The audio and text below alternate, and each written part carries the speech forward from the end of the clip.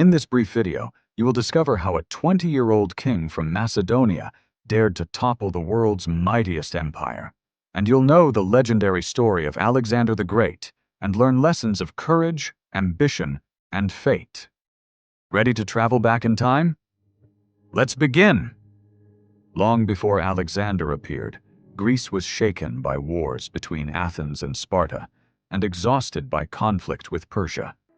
Meanwhile, to the north, the rugged kingdom of Macedonia, once dismissed by Greeks as backwards, rose to prominence under King Philip II. With a revolutionary new weapon, the Susa, an 18-foot pike, and disciplined phalanx formations, Philip gained control over nearly all Greece. His dream? A grand war against Persia. But on the eve of this great campaign, Philip was assassinated. His 20-year-old son, Alexander, inherited both the throne and the vision of conquering the Persian Empire. First, he had to secure his position by crushing internal revolts.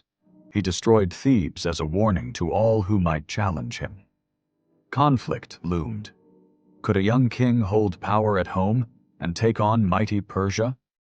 In 334 BC, Alexander led an army of about 40,000 across the Hellespont into Asia Minor.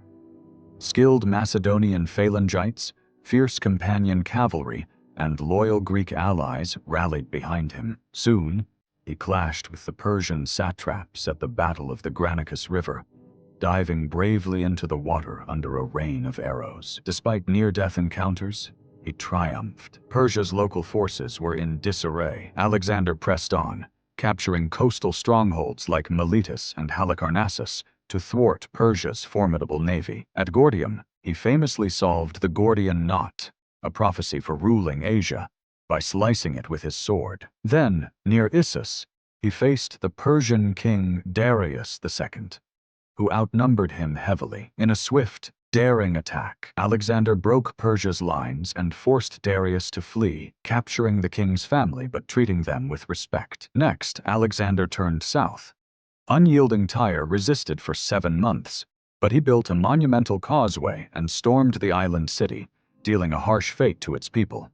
In Egypt, year 332 BC, Alexander was welcomed as a liberator, declared pharaoh, and founded the city of Alexandria. In 331 BC, Alexander sought a final showdown. Darius chose a flat battleground at Gaugamela, hoping to use war chariots and his massive numbers, possibly double Alexander's. But Alexander maneuvered cleverly, drawing Persian forces apart and launching a devastating charge against their center. Once again, Darius fled, and the Persian lines collapsed. This victory shattered Persian power, opening the road to Babylon and the beating heart of an ancient empire. With the Persian capitals, Babylon, Susa, and Persepolis, secure, Alexander demonstrated both severity and generosity. He burned Persepolis in vengeance for Persian destruction in Greece, but he also honored Persian traditions, took on Persian advisors, and aimed to merge Greek and Persian cultures. However,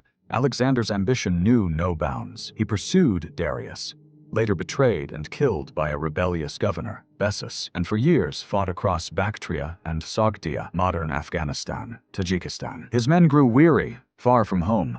Wary of his adopting Persian customs, Alexander executed powerful generals and even killed his rescuer, Cleitus the Black, in a drunken rage. Despite remorse, the damage was done. He pressed on into India in 327 BC, battling war elephants at the Hydaspes River, 326 BC, defeating the fearless King Porus. But at the Beas River, his exhausted troops mutinied, refusing to go further. They had marched thousands of miles, fought endless campaigns, and their spirit was broken. Alexander sulked, but finally yielded. This was a pivotal moment. Even the greatest conquest had its limits. On the trek home, Alexander's men suffered terribly in the Gedrosian desert. In Persia, he discovered some unruly governors had abused power, and he punished them to restore order. He attempted to unite Greeks and Persians through mass marriages, including his own, to 2 Persian princesses. But at Babylon, in 323 BC, Alexander suddenly fell ill and died at just 32 years old. Undefeated in battle, yet leaving no plan for succession. His vast empire quickly fragmented under the rule of his generals, known as the successors. His mother, wife, and young son all fell victim to the ensuing power struggles. Even his golden coffin was hijacked. Yet Alexander's story echoes through the centuries.